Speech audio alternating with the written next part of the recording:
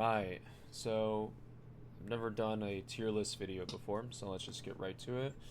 I'm a big fan of theme parks, so of course I gotta give Disneyland a shout out. So I've been many times over the years, and I've previously done tier lists before for this, but I went recently, and I wanted to include also defunct attractions that I have memory of in this.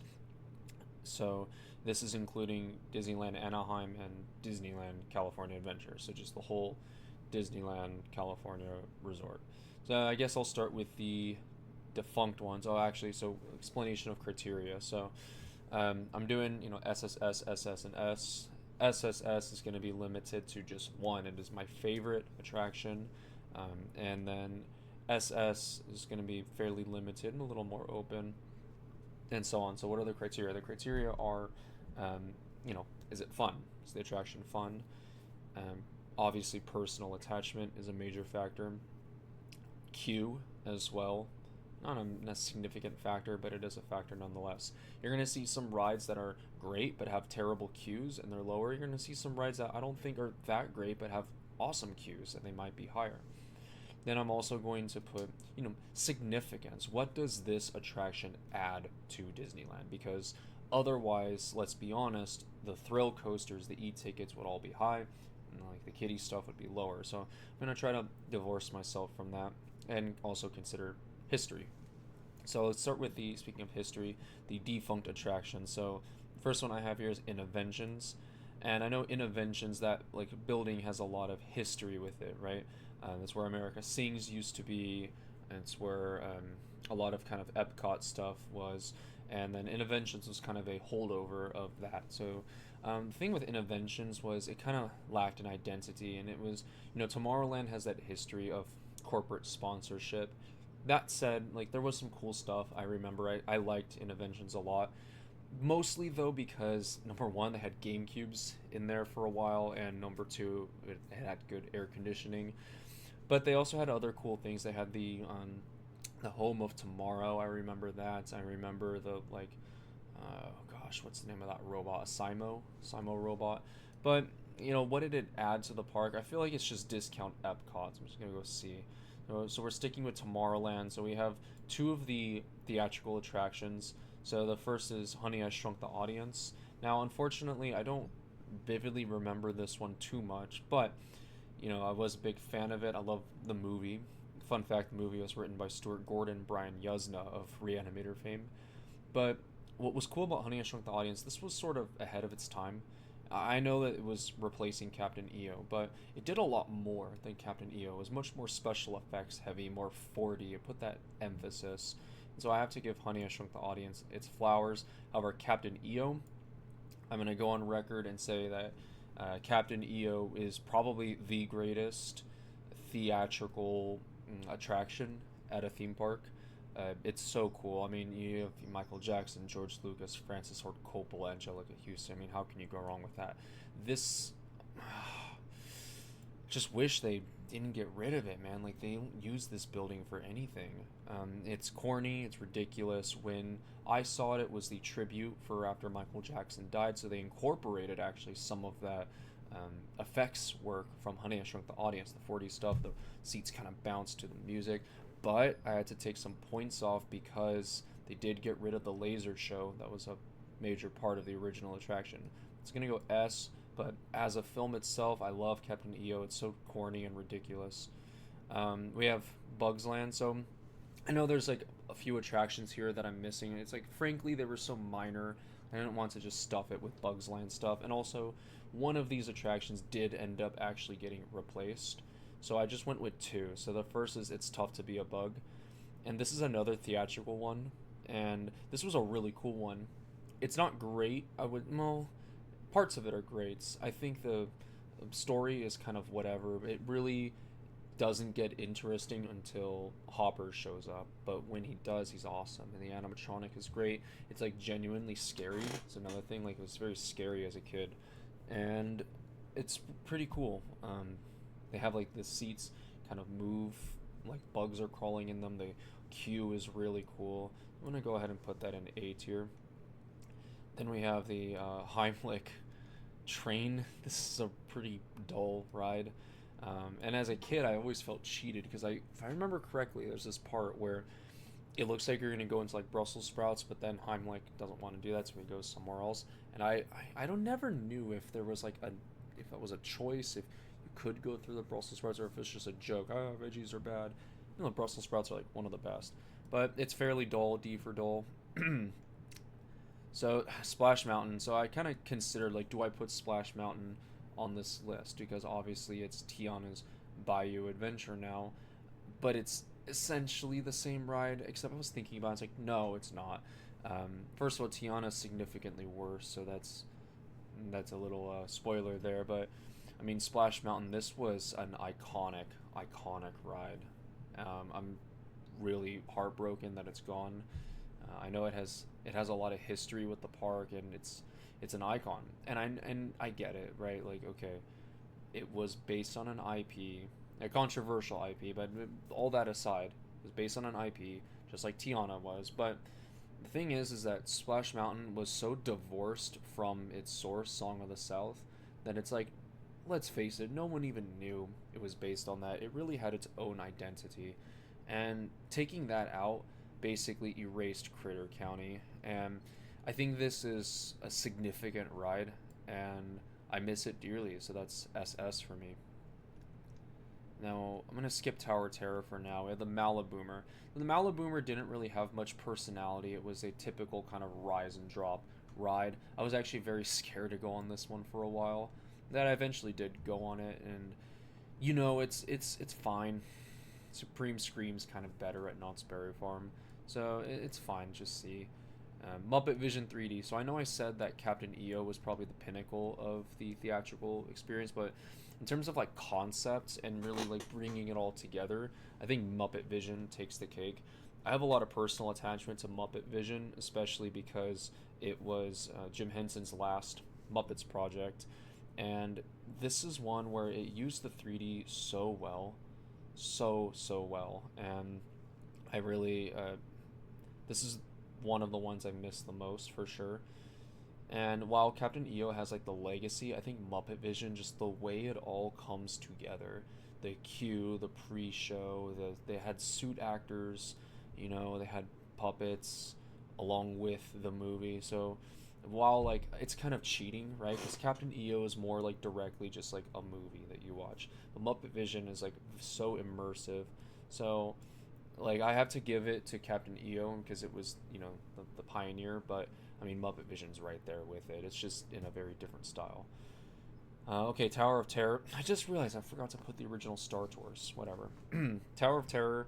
I'm gonna go ahead and do Tower of Terror and Guardians of the Galaxy Mission Breakout together. Actually, if I can find Mission Breakout, where is it?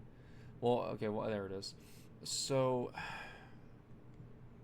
Tower of Terror for a while was like my favorite ride, right? It's just so cool, and I was a big Twilight Zone fan, even though it really doesn't have anything to do with Twilight Zone, but it was like an icon of California Adventure. And then they decided to get rid of it, replace it with Guardians of the Galaxy, and make it kind of an extension of the, to be frank, really crappy Avengers area.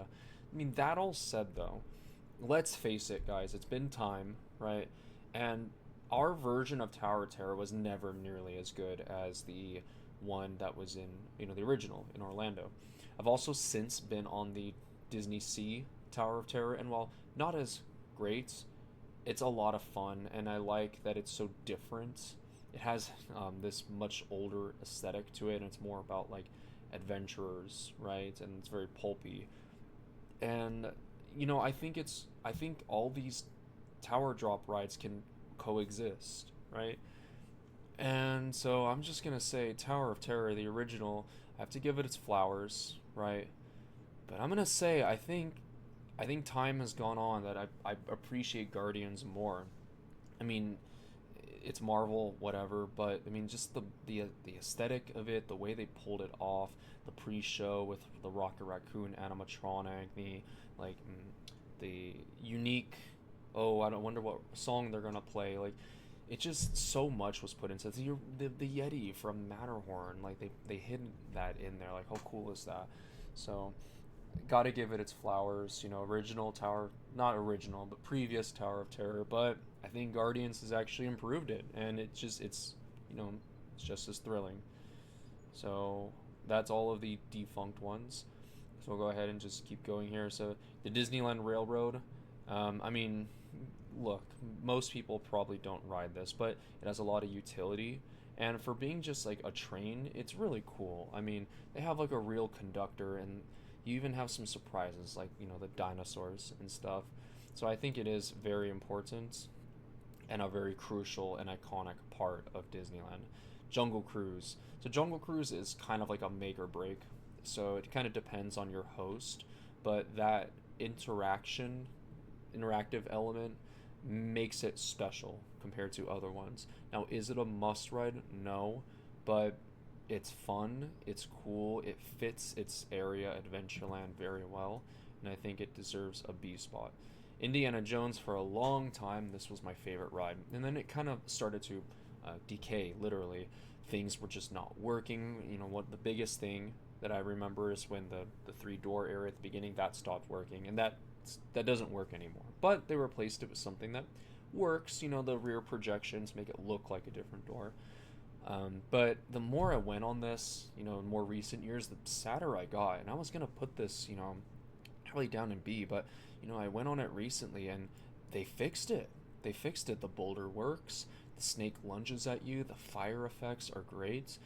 They added like new things. This is kind of awkward part where it's just pitch black. They added light effects there, and this ride, I mean, the storytelling, the queue. They finally are showing the full pre-show again, which was like a 3 year or something time where they weren't doing that. So Disneyland has really come back with this ride and really shown like who's boss.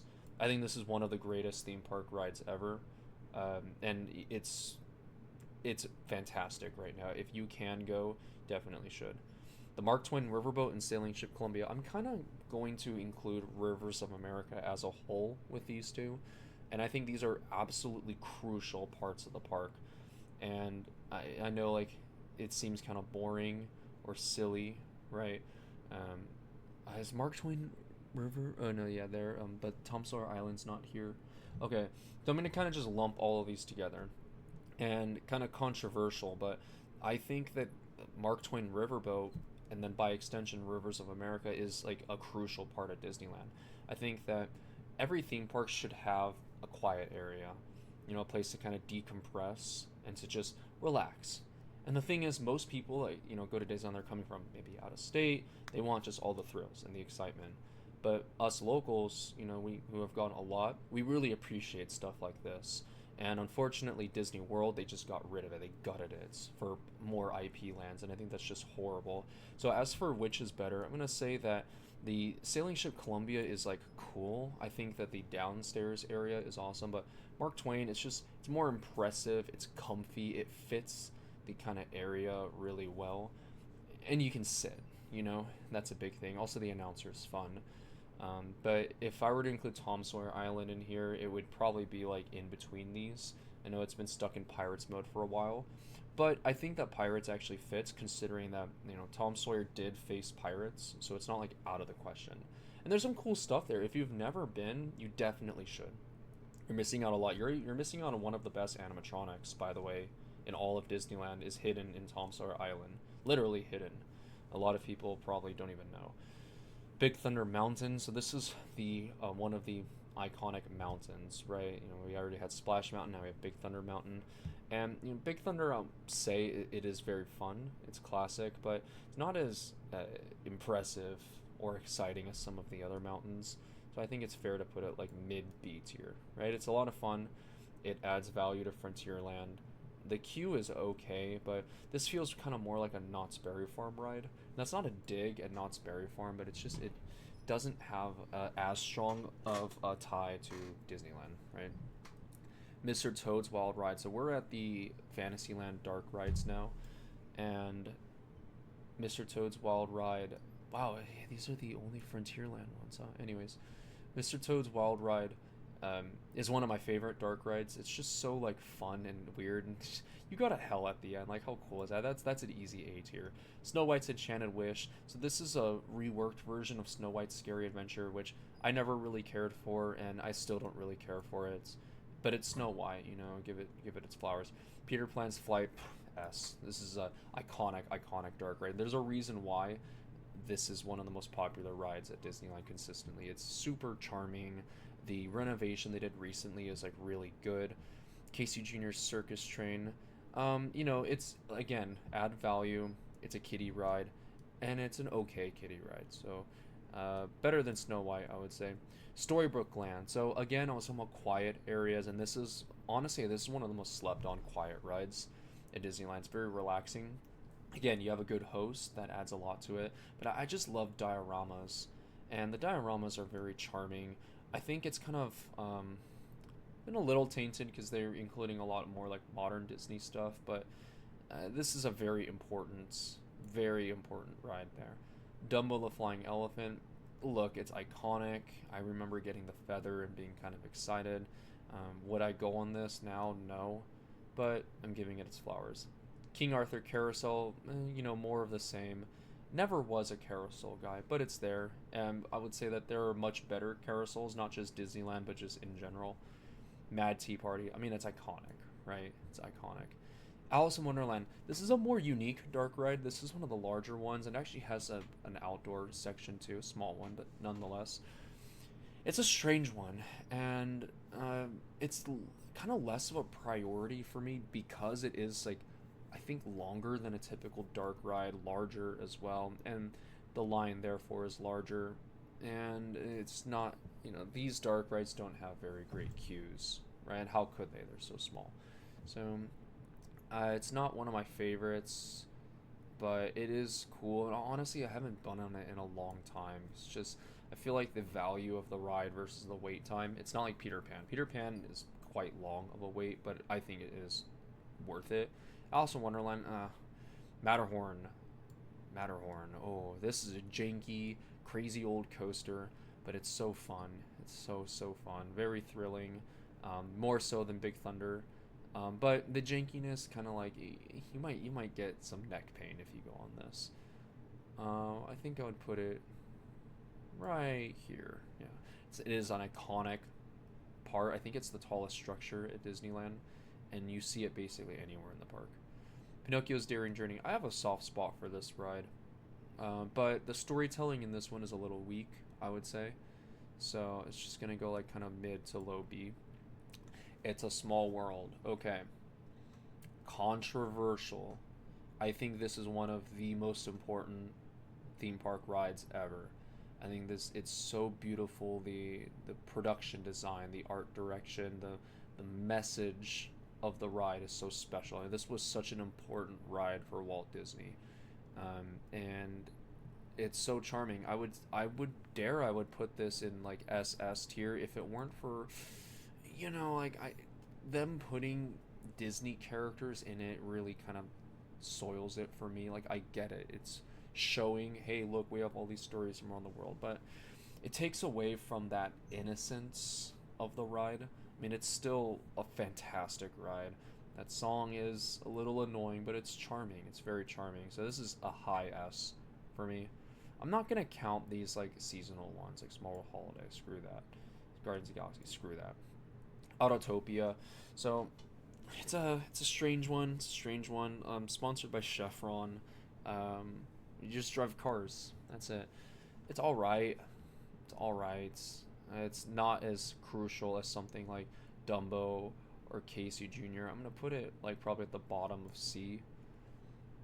Disneyland monorail. So not as essential as the railroad, but still very cool. I think I would put this like high B. Astro Orbiters, it's an iconic part of Tomorrowland, right? Is it my favorite ride? No. But did I used to own like a toy of this? Yeah. So like mid to high C.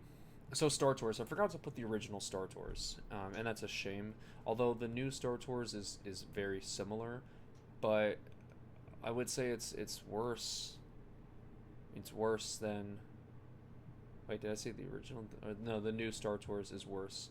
The main reason why it's not just like the randomized element, which is conceptually cool, but then like I've had some dog shit runs of Star Tours 2, or it's just like sequel shit over and over. But the prequel stuff is really cool. I'm glad that we get to like experience more of the world and the timeline as well. I'm glad they don't really care about the timeline anymore because that was stupid. But the original Star Tours, I think I would put like mid to high A. As far as simulator rides go, I mean, it was one of the first, and it was so charming, especially it being shot on film. Just gave it that look. It felt very classic Star Wars. Star Tours 2 is not as good. I think having C3PO as the pilot really deflates the experience. The main thing I don't like about Star Tours 2 is the the 3D. I think it just adds nothing. The original Star Tours didn't have it. It didn't need it. This doesn't need it either. And because of that, I'm just gonna put it in high C. Buzz Lightyear Astro Blasters. I love this ride, and I love it. It's just so fun. I have a lot of memories of like competing with my cousins or friends on this ride. I think it's just so colorful and fun. I like that it's actually like a shooting range. It's not like a screen like another ride that I'm going to mention later. Finding Nemo's Submarine Voyage. It's cool. It's a little boring. The storytelling is kind of weird, right? Like this was a reworking of I believe it was 20,000 Leagues, and because of that, there's some kind of weird stuff like, oh, here's this ancient civilization, and it was like, what? And then they kind of just go past it. So it's a cool concept, but not really. It doesn't really come together, I think. Space Mountain. So to a lot of people, this is the best ride, and I disagree. I think Space Mountain is cool, but I mean, it feels kind of like a carnival ride, right? It's just like an indoor coaster that's dark, but the aesthetic is awesome. The queue, this is one of the best queues in all of Disneyland. So remember when I said like a good queue can really elevate something? The queue really alone, plus like admittedly the thrill element, is putting this rather high, higher than I normally don't go on Space Mountain, but I have to give it a shout out. It has that like early to mid 90s aesthetic, and I just love that. I'm not counting Hyperspace Mountain. Pirates of the Caribbean. Oh boy. The most iconic ride, dare I say, probably in all of theme park history. They just keep kind of finding ways to make it worse. This would be an SSS, but them including Jack Sparrow, them changing the Wench for a Bride scenes, things like that just kind of sour it for me. But it's a must ride every time. I mean, non-negotiable. I think also kind of holds Pirates back is the queue is not the most exciting. But that said, this is one of the best people movers. The line's never more than like 50 minutes, I feel like. So pure legacy, this goes above Indiana Jones, but I think Indiana Jones is just the more exciting experience with the queue and the pre-show and all that. It's tough. I'm gonna have to put it here, although like spiritually this is an SSS. If it was that original version, oh well. Haunted Mansion, I don't need to say more than that. It is the greatest Disneyland ride ever. They will never top this. It is perfect. Yeah, that's all. I'm not gonna count this Abomination. Many Adventures of Winnie the Pooh. Don't really care for this one that much. Doesn't really add anything to the park. What it adds a small ride that usually has no more than a 15-minute wait that you go on while someone else waits in Splash Mountain. So there's that utility at least. Davy Crockett's Explorer Canoes. It's really fun, and it's something a lot of people don't get to experience. And you get to cruise around rivers of America, and it's fairly unique, right? I think this adds a lot of value to the park. I think people are just kind of scared off by it because, like, oh, I don't want to do work, right? But no, it's really fun, and you should definitely try it. Tiana's Bayou Adventure. So my biggest problem with this ride is not that it's Princess and the Frog. I actually think Princess and the Frog fits arguably better than Splash Mountain. I mean, it bridges the gap between New Orleans Square and Critter County, right? The problem is just the execution. There's a lot less animatronics. than Splash Mountain. And I would be okay with that if the animatronics were kind of more exciting, but they're not. The biggest thing though is the storytelling. It's just crap. It's crap. The Splash Mountain is such brilliant ride storytelling. It has its ups and its downs. It's scary, and then the drop is so cathartic. And Tiana, the whole energy is just super high, and it's all just super fun and colorful. There's no, evil voodoo or anything. There's no scare. And when they announced it was going to be a Princess and the Frog ride, I thought, oh, that's perfect. And I had this whole vision in my head, and it's not that. So, yeah, I think I'm gonna go D on this one. You know, it's still the same ride, right? But that this just shows how much storytelling can do, right? That it is the same exact structure as Splash Mountain, but without that storytelling and everything, it's just no. Gadgets Go Coaster. This is kind of just a ride that the kids go on, just because. And the problem with Toontown, right, is it's a dead end. Okay, it's all the way in the north, and you can't really go anywhere once you're there. And then to top it off, this is like in the farthest corner of the park, so I don't think this adds much value at all to the park. It's not a bad ride, like it's better than Heimlich, that's for sure. Roger Rabbit's Cartoon Spin. This ride is just kind of okay. This is another case where they made it worse, right, with how they changed like Jessica Rabbit. But it has, maybe besides Indiana Jones, the best queue in any theme park I've ever been in. And that, again, like I said, adds a lot of value to a ride for me. So Roger Rabbit's Cartoon Spin, it's got it's sort of like Mad Tea Party, but as a dark ride, right? And I think that's pretty cool. So I'd put it like mid B. Mickey and Minnie's Runaway Railway. Okay, controversial, but I think this has earned its spot as one of the greatest rides at Disneyland. This is a must ride every time. I think this is actually more impressive than Rise of the Resistance, which has a similar structure to it, similar kind of fake out initial ride, I would say. But Runaway Railway is so essential to this park now. It came with the Toontown renovation, and Toontown was always kind of just like a tourist trap. It's just like, oh, look at these silly photo ops, right? But Runaway Railway is this big e-ticket attraction, and thankfully it's like at the front of Toontown along with Roger Rabbit, so you can kind of just like go in, do those, and then leave. Because Toontown, the renovation's okay, but it's still like kind of just a kitschy like tourist trap.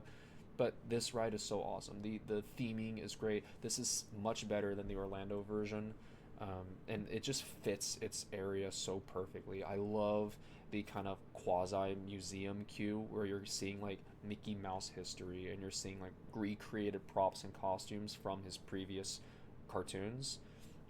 And just the storytelling in this is so much fun. I love the initial fake outs, and it's super exciting when you have like a young kid or something and they fall for the fake out.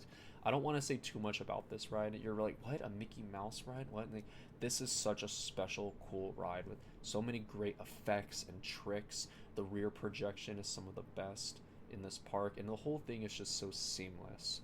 So Smuggler's Run, this ride is just so obnoxious. It has a cool queue, I'll give it that. It has a really cool exterior, and the idea of getting on the Millennium Falcon, it sells that very well. I love the kind of waiting area. Honestly, the waiting area before the ride is more fun than the ride, because you have like recreated Millennium Falcon. But the ride itself just kind of sucks. It's Star Tours, but more annoying, because you have like jobs to do, and it's not really clear like what you're doing, right? And unless you have like a team of 3 or 4 or something, it's just not fun. So I'm gonna put this like, it's kind of saved by its queue, right? It's better than Winnie the Pooh. It's better than Autotopia, but I'd put it right there. Rise of the Resistance. Look, I'm not a sequel Star Wars guy, but I have to give this ride its flowers. This was a very important ride for Disney. It really pushed their technology in really amazing ways. But look, the wait time's ridiculous, right? Granted, this is a very long experience. It's almost like half an hour total experience. So you do get a lot of value out of it, right? And even if you're not a Star Wars fan, it's just so impressive. But it's just like I don't know, it lacks some soul, I think. And so because of that, like it is S, undoubtedly S, but it's a lower S for me. The red car trolley. I mean, yeah, it's Main Street, but doesn't really add too much. Okay. So, wow, that was all of Disneyland. Okay, so the rest is California Adventure. So, spoiler alert, guys, I don't like California Adventure as much. So, here's the Disneyland tier list. Besides, like, a couple California Adventure attractions that are defunct. There it is. Okay. Alright. Now, California Adventure. Okay, we have the Golden Zephyr. I have a soft spot for the Golden Zephyr. I actually had a toy set of this. And it is cool and fun. And it is very much a relic of its time, but kind of in a cool way, right? So I'd put it like low B. Jumpin' Jellyfish. I think didn't this get changed recently? Am I going crazy? No, it didn't. I don't really care about this one. Little Mermaid's Ariel's Undersea Adventure. Look, dark ride for Little Mermaid, awesome. Love it. Love Little Mermaid. Love dark rides. Why is this in California Adventure? It it just doesn't make sense. It adds really nothing of value to this park, and I skip it every time. Every time. Silly Symphony Swings. It's similar to the Golden Zephyr, but you're sitting on like a swing. It's all right.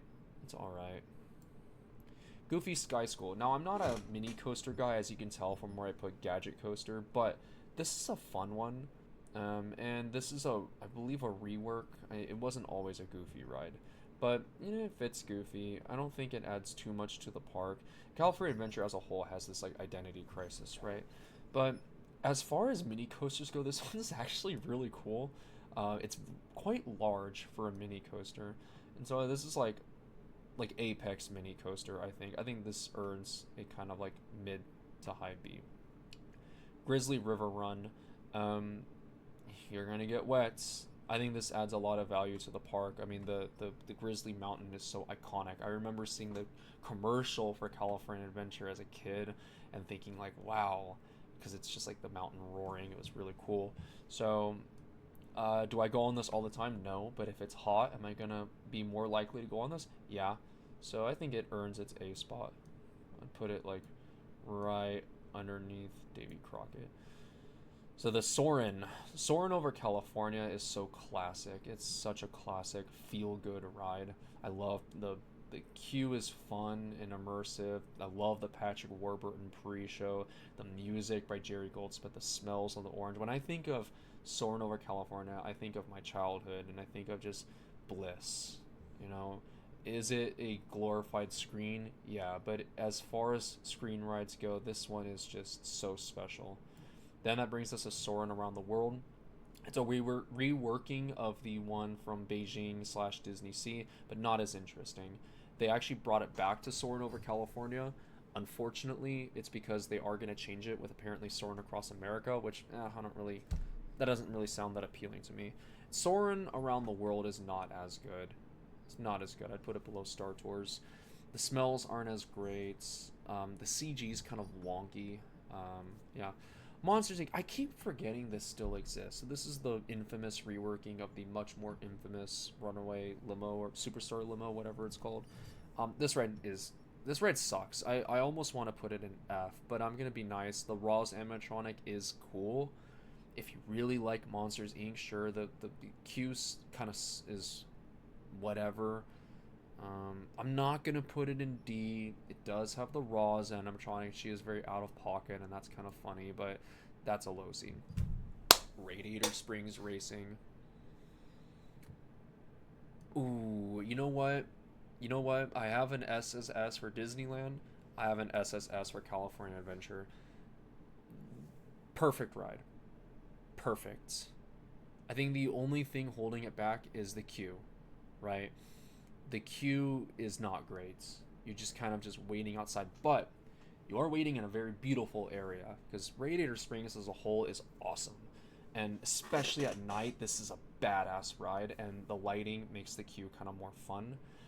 And I'm gonna also like not care that much about the weak queue on this one because, to be frank, I never wait on it because it's a single rider experience.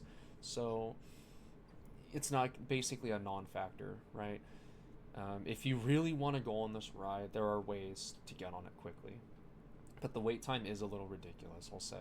But it is so unique, right? The way they sell everything is awesome.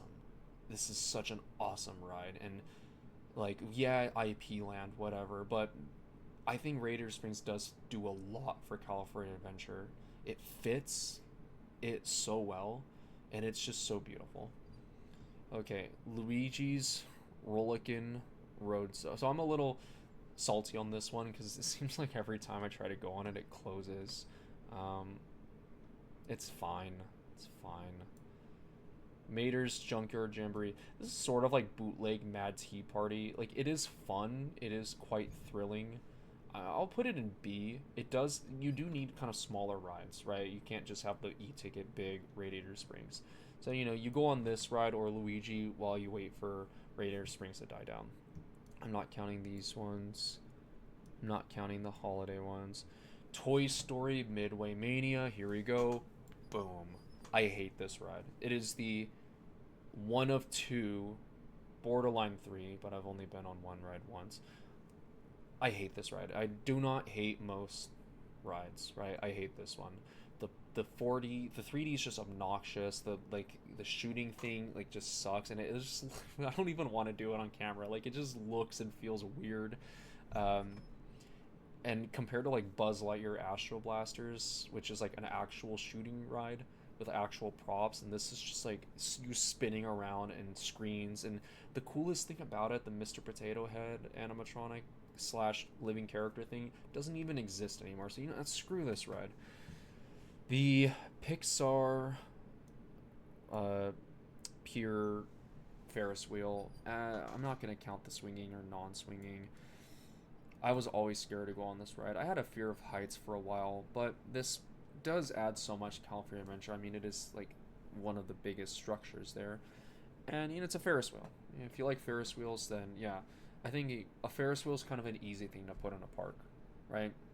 And so it adds value, but it's also like a fairly easy and like it's not tied to Disney, right? But it is something cool, and it's pretty, and it gives you a really nice view of Pixar Pier, which is a very nice area. And it's it's a Santa Monica kind of theme, so it fits California Adventure. Incredicoaster. So I decided not to put California Screaming on this because, let's face it, guys, this is the same ride. It's the same ride. You have a couple like cutout characters and some different lights and different music. But you know what? Incredibles music is awesome. I don't really care that this is Incredibles. Like, they don't really sell that well. They don't really care, right? Ultimately, this is California Adventure's big thrill ride. As far as roller coasters go, it's not the most crazy thing you'll go on, but for Disney standards, it is. For a lot of people, this is probably the craziest ride they'll go on, and it's got a loop, so it has that going for it. I would put it like high B, right? It's a cool, thrilling roller coaster. The launch is great, the loop is fun, but it's like really like a basic coaster. Besides all that, Jesse's Critter Carousel. I'm gonna be honest, I don't even know what this is. I don't really like Pixar Pier, in case you can't tell. Inside Out Emotional Whirlwind. Well, no, Toy Story Mania is more annoying. Emotional Whirlwind is just boring as hell. And this is a reworking of a Bug's Life ride. They made it worse. The Inside Out characters are just like screaming at you the whole time. It sucks. Okay. Then the last one, actually, because the rest are just rethemes. Web Slingers, A Spider-Man Adventure. I've only been on this ride once. This ride consistently has like a less than 20-minute queue, which I guess it's credit where credit's due, but this ride's stupid. I mean, it has an interesting idea because it's kind of like Toy Story Mania. It's a shooting ride with a bunch of screens, but the thing is like you're supposed to use your hands and web sling, right? The problem is like it doesn't matter what you do. So most people, including me, we just kind of just go like this, and I just feel like a moron when I ride this. I want to put this in F, I really do, but I don't have much experience with this ride. I mean, it could be cool. Maybe I was just really stupid when I wrote it. Like, maybe this is one of those rides you have to kind of go on a couple times. But look, to a lot of people, they might not have that opportunity. So I'm factoring that in there. And you know what? Heimlich has charm, right? You have Heimlich, you have props. This is just like it's a bootleg kind of Universal Orlando Spider-Man ride. And okay, there we go. That's Disneyland and California Adventure. I wish I could have put like more stuff. I almost put Turtle Talk with Crush. I almost put the Aladdin show at the Hyperion Theater, but or I almost put the Golden Horseshoe. But those kind of more like live actor things, um, that kind of feels different, right? So, but you know, if I were to put it, Aladdin would probably be like a high B. I think that's a really great live show. Genie's actor can be. It's kind of a make or break thing. And Turtle Talk again, yeah, I'm not even gonna bother. Those are like really dependent on who you get and your audience as well. So there we go, Disneyland and California Adventure. Maybe I'll do Disney Sea one day, if I go back and kind of experience more of it. But anyways, yeah, thank you for hearing me yap about, you know, Disney crap.